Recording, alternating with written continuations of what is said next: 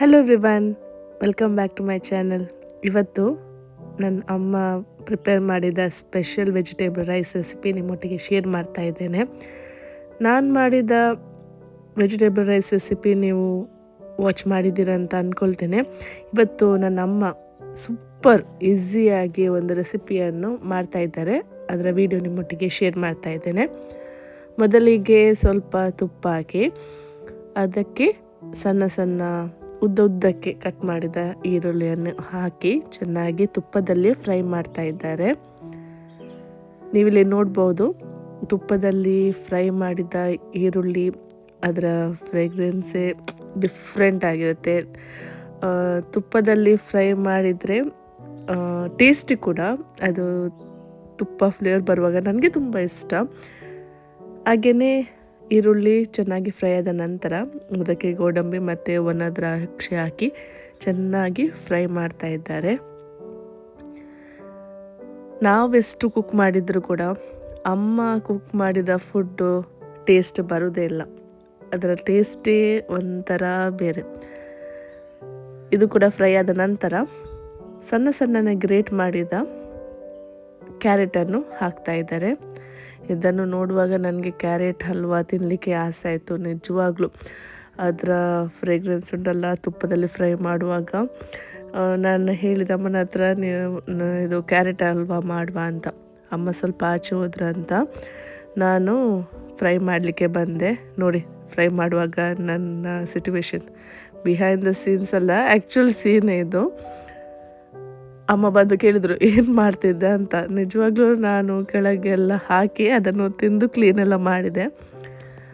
But ಅವ್ರಿಗೆ ಗೊತ್ತಾಯಿತು ಏನೋ ಕಿತಾಪತಿ ಮಾಡಿದೆ ಅಂತ. ಇದು ಚೆನ್ನಾಗಿ ಫ್ರೈ ಆದ ನಂತರ ಅದಕ್ಕೆ ಚಕ್ಕೆ ಮತ್ತು ಲವಂಗ ಸ್ವಲ್ಪನೇ ಹಾಕಿದ್ದಾರೆ. ಅದು ಫ್ಲೇವರ್ ಕೂಡ ಚೆನ್ನಾಗಿರುತ್ತೆ, ಜಾಸ್ತಿ ಓವರ್ ಫ್ಲೇವರ್ ಆಗೋದಿಲ್ಲ. ಇದೆಲ್ಲ ಹಾಕಿ ಸ್ವಲ್ಪ ಜಿಂಜರ್ ಗಾರ್ಲಿಕ್ ಪೇಸ್ಟ್ ಕೂಡ ಇದಕ್ಕೆ ಆ್ಯಡ್ ಮಾಡಿ ಅದರೊಟ್ಟಿಗೆ ಚೆನ್ನಾಗಿ ಫ್ರೈ ಮಾಡಬೇಕು. ಇಷ್ಟು ತನಕ ನಾನು ಮಾಡಿದೆ. ನನಗೆ ಸ್ವಲ್ಪ ಕೈ ನೋವು ಕೂಡ, ಅದಕ್ಕೆ ಅಮ್ಮ ನನಗೆ ಮಿಕ್ಸಿಂಗೆಲ್ಲ ಮಾಡಲಿಕ್ಕೆ ಬಿಡಲಿಲ್ಲ. ಅದಾಗಿ ಬಾಸ್ಮತಿ ರೈಸ್ ಹಾಕಿದರು. ಇದು ಕೂಡ ತುಪ್ಪದೊಟ್ಟಿಗೆ ಚೆನ್ನಾಗಿ ಫ್ರೈ ಮಾಡಿದರು.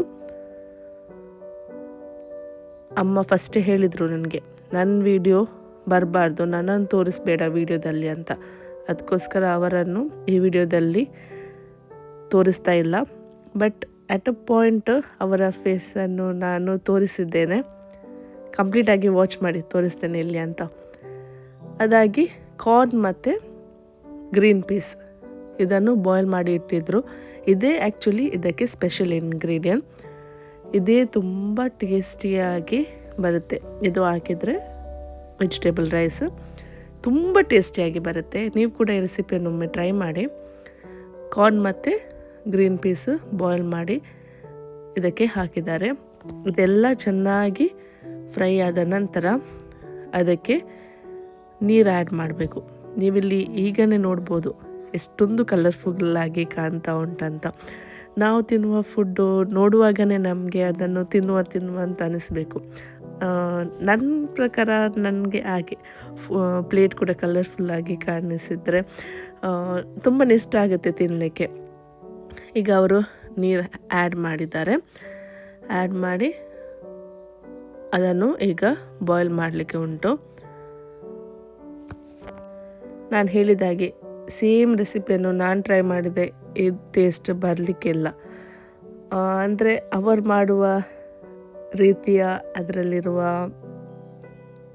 ಲವ್ ಎಲ್ಲ ಆ್ಯಡ್ ಮಾಡಿರ್ತಾರೆ. ನೋಡಿ, ಇಲ್ಲಿ ಅವರ ಫೇಸ್ ರಿವೀಲ್ ಮಾಡಿದೆ. ಅವರು ಉಪ್ಪು ಹಾಕುವಾಗ ಈ ವಿಡಿಯೋ ನೋಡಿರ್ಬೋದು, ನನಗೆ ಬೈತಾರೆ ಈ ವಿಡಿಯೋ ನೋಡಿದ ಮೇಲೆ.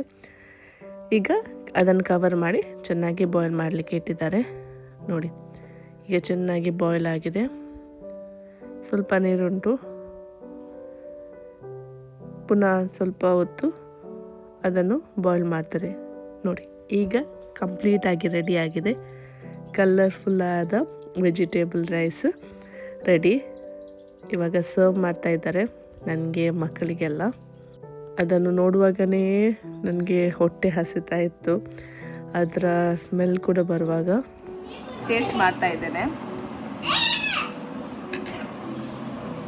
ಸೂಪರ್.